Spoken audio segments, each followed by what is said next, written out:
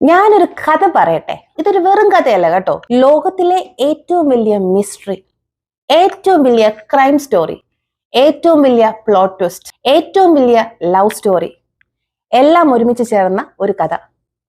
ആദ്യം ഞാൻ കുറച്ച് ചോദ്യങ്ങൾ ചോദിക്കാം. ചരിത്രത്തിലെ ഏറ്റവും വലിയ കുറ്റവാളി ആരാണ്? ഹിറ്റ്ലറോ, നീറോയോ, അതോ സ്റ്റാലിനോ? അല്ല. അപ്പോൾ ചരിത്രത്തിലെ ഏറ്റവും വലിയ നിരപരാധി ആരാണ്? ആരെയും കൊന്നിട്ടില്ല, ആരിൽ നിന്നും ഒന്നും മോഷ്ടിച്ചിട്ടില്ല, ആരെയും വഞ്ചിച്ചിട്ടില്ല, സ്നേഹിക്കാൻ മാത്രം പഠിപ്പിച്ചു. പക്ഷേ ലോകത്തിന്റെ ഏറ്റവും വലിയ ക്രൂരമായ ശിക്ഷ അനുഭവിച്ച ഒരാൾ. എന്തുകൊണ്ട്? അവന്റെ കുറ്റം എന്തായിരുന്നു? ഇത്രയും നന്മ ചെയ്ത ഒരാളെ മനുഷ്യൻ എന്തിനു കൊന്നു? ഈ ചോദ്യങ്ങളുടെ ഉത്തരമാണ് ബൈബിളിൽ ഉൽപ്പത്തി മുതൽ പുറപ്പാട് വരെ ഒഴുകുന്ന ഒരേ ഒരു കഥ. ഞാൻ ഇതിനെ നോക്കിക്കാണുന്നത് വേറൊരു രീതിയിലാണ്. ആരംഭത്തിൽ ഒരു രാജാവ് ഉണ്ടായിരുന്നു, രണ്ടു മനുഷ്യരും, ഒരു രാജ്യം അല്ലെങ്കിൽ ഒരു കുടുംബം. അവിടെ ഭയമില്ല, കണ്ണുനീരില്ല, രോഗമില്ല, മരണമില്ല. കാരണം അവർക്കെല്ലാം ഉണ്ടായിരുന്നു. പക്ഷെ ഒരു ദിവസം ഒരു അതിഥി എത്തി. അവൻ യുദ്ധം ചെയ്യാൻ വന്നതല്ല, വാളുമായി വന്നതല്ല, സൈന്യവുമായി വന്നതല്ല, ഒരു ചിന്തയുമായി വന്നു. അവൻ ഒരു ചോദ്യം ചോദിച്ചു. ദൈവം ശരിക്കും അങ്ങനെ പറഞ്ഞോ? ആ ഒരു ചോദ്യം മനുഷ്യ ചരിത്രത്തിലെ തന്നെ ആദ്യത്തെ പാപത്തിന് വഴിയായി.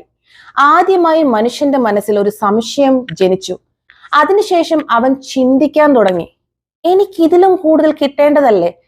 ഞാൻ തന്നെ രാജാവായാൽ എന്താണ് പ്രശ്നം? ഒരു സർപ്പം ഒരു മനുഷ്യന്റെ ഹൃദയത്തിലേക്ക് മെല്ലെ ഇട്ടുകൊടുത്ത ഒരു ചോദ്യം മനസ്സിനെ അസ്വസ്ഥമാക്കി. ഇതിലും മികച്ചത് അവനെ കൊണ്ട് തന്നെ നിർമ്മിക്കാൻ സാധിക്കും എന്ന് അവനെ പ്രേരിപ്പിച്ചു. ഇരുട്ട് വെളിച്ചത്തെ ആക്രമിച്ചില്ല. ഒരു ഇൻഫ്ലുവൻസ്, എ സ്മോൾ മാനിപ്പുലേഷൻ. മനുഷ്യൻ ഇരുന്ന് ചിന്തിച്ചു.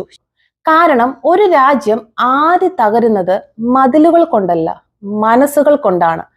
അവിടെ അന്ന് ആദ്യമായി പാപം ജനിച്ചു, മരണം ജനിച്ചു. മനുഷ്യൻ രാജാവിനെ നഷ്ടപ്പെടുത്തിയില്ല, രാജാവിലുള്ള വിശ്വാസം തന്നെ നഷ്ടപ്പെടുത്തി. ഒരു ചോദ്യം മാത്രം ബാക്കി. രാജാവ് തൻ്റെ പ്രിയപ്പെട്ട മക്കളെ തിരികെ എങ്ങനെ കൊണ്ടുവരും? ഒരു നല്ല രാജാവിന് തൻ്റെ പ്രജകൾ മക്കൾ തന്നെയാണ്. പിന്നെ ജനങ്ങൾ വളർന്നു, പാപം പെരുകി. അവന്റെ പാപം അവനെ അടിമയാക്കി. ഒടുവിൽ ദൈവം മോശെ അയച്ചു. ജനത്തെ അടിമത്തത്തിൽ നിന്ന് അവൻ രക്ഷിച്ചു. പക്ഷേ അടിമത്തത്തിൽ നിന്ന് പുറത്തു വന്ന ജനങ്ങൾ ഹൃദയം കൊണ്ട് വീണ്ടും പാപത്തിന്റെ അടിമകൾ തന്നെയായിരുന്നു. പിന്നെ ന്യായാധിപന്മാർ വന്നു, ഗിദെയോൻ, ശിംശോൻ. ഓരോ തവണയും ജനങ്ങൾ ദൈവത്തെ മറക്കും, ശത്രുക്കൾ വരും, അവർ അലമുറയിട്ട് കരയും, വീണ്ടും ദൈവം രക്ഷിക്കും. പിന്നെയും അതേ തെറ്റ്. ചരിത്രം വീണ്ടും വീണ്ടും വീണ്ടും വീണ്ടും ആവർത്തിച്ചു കൊണ്ടിരുന്നു.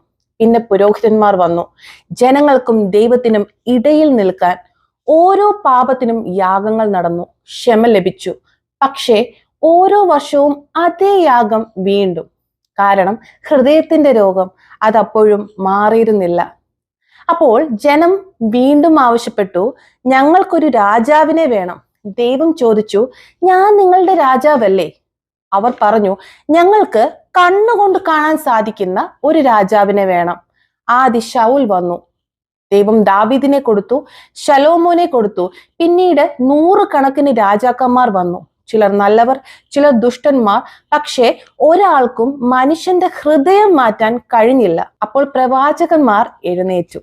അവർ ഒരു രഹസ്യം വിളിച്ച് ലോകത്തോട് പറഞ്ഞു, യഥാർത്ഥ രാജാവ് വരുന്നു.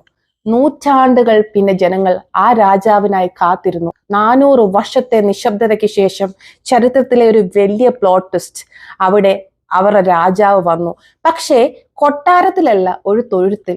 സൈന്യവുമായല്ല, ഒരു കുഞ്ഞായി. അവന്റെ പേര് യേശു. ഇനി ഒരു ചോദ്യം, നിങ്ങൾ ഇത്രയും കാലം കാത്തിരുന്ന രാജാവ് വന്നാൽ നിങ്ങൾ എന്ത് ചെയ്യും? അവനെ സ്വീകരിക്കുമോ? അവനെ സ്നേഹിക്കുമോ? അവനെ രാജാവാക്കുമോ? ചരിത്രം മറ്റൊരു ഉത്തരമാണ് എഴുതിയത്. അവൻ വിശന്നവർക്ക് അപ്പം നൽകി, കുരുടന്മാർക്ക് കാഴ്ച നൽകി, രോഗികളെ സുഖപ്പെടുത്തി, മരിച്ചവരെ ഉയർപ്പിച്ചു, പാപികളെ ചേർത്ത് പിടിച്ചു, കരയുന്നവരോടൊപ്പം ഇരുന്ന് കരഞ്ഞു, കുട്ടികളെ അനുഗ്രഹിച്ചു, ശത്രുക്കളെ പോലും സ്നേഹിക്കാൻ പഠിപ്പിച്ചു. അവൻ ഒരാളിൽ നിന്നും ഒന്നും എടുത്തില്ല, പക്ഷെ എല്ലാവർക്കും എന്തേലുമൊക്കെ കൊടുത്തു. എന്നിട്ടും രാത്രിയിൽ ഗൂഢാലോചന നടന്നു. അവന്റെ സ്വന്തം ശിഷ്യൻ വെറും 30 വെള്ളിക്കാശിന് സ്നേഹത്തിന്റെ ഏറ്റവും വലിയ ഭാവം ഒരു ചുംബനം. അതിൽ തന്റെ ഗുരുവിനെ, ലോകത്തിന്റെ രാജാവിനെ ഒറ്റിക്കൊടുത്തു. അവിടെ കൊണ്ട് തീർന്നില്ല. കള്ളസാക്ഷികൾ, അന്യായ വിചാരണ, അപമാനത്തിന്റെ മുൾക്കിരീടം, അടി, തുപ്പൽ, പരിഹാസം, കള്ളത്തരങ്ങൾ, അവസാനം റോമാക്കാർ ഏറ്റവും നിന്ദ്യരായ കുറ്റവാളികൾക്കായി സൂക്ഷിച്ചിരുന്ന മരണം, ക്രൂശ്. ചിന്തിച്ചു നോക്ക്, ലോകത്തിലെ ഏറ്റവും വലിയ നിരപരാധി മനുഷ്യൻ അവന്റെ ബുദ്ധിയിൽ, അവന്റെ അഹങ്കാരത്തിൽ ലോകത്തെ ഏറ്റവും വലിയ ഒരു കുറ്റവാളിയെ പോലെ നഗ്നനാക്കി അപമാനിച്ച് ജനക്കൂട്ടത്തിന്റെ മുന്നിൽ കൊണ്ട് കൊന്നു. അവൻ ചെയ്ത കുറ്റം എന്തായിരുന്നു? സ്നേഹിച്ചതോ? എന്നാൽ ക്രൂശിൽ കിടക്കുമ്പോൾ അവൻ പറഞ്ഞ വാക്കുകൾ എന്താണെന്നോ? മനുഷ്യന്റെ ചരിത്രം അതൊരിക്കലും മറക്കില്ല. പിതാവേ, ഇവർ ചെയ്യുന്നത് എന്താണെന്ന് ഇവർ അറിയായികയാൽ ഇവരോട് ക്ഷമിക്കണമേ. ലോകം കരുതി ഇവൻ മരിച്ചു, സ്വർഗം പറഞ്ഞു ഇല്ല. രാജാവ് തന്റെ ജനങ്ങൾക്ക് വേണ്ടി ജീവൻ നൽകി, അവനെ കൊണ്ടടക്കി.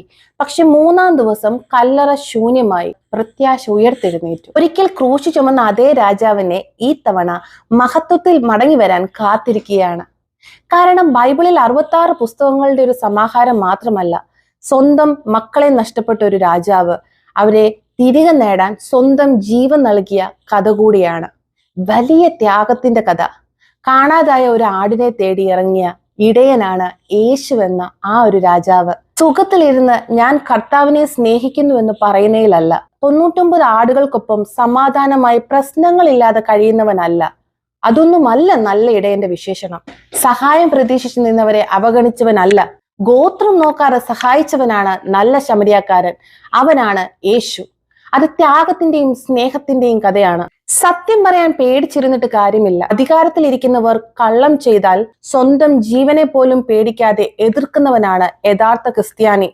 തീയിൽ കൂടി ഇറങ്ങേണ്ടി വന്നാലും സത്യമുള്ള ദൈവത്തെ മാത്രമേ ഞാൻ വിളിക്കൂ എന്ന് രാജാവിനോട് വിളിച്ചു പറഞ്ഞതാണ് യഥാർത്ഥ ക്രിസ്ത്യാനിയുടെ ധൈര്യം. യേശു മനുഷ്യനെ സ്നേഹിച്ചത് അവൻ യോഗ്യനായതുകൊണ്ടല്ല, യേശു എന്നത് സ്നേഹം തന്നെ ആയതുകൊണ്ടാണ്. സ്തുതിയായിരിക്കട്ടെ.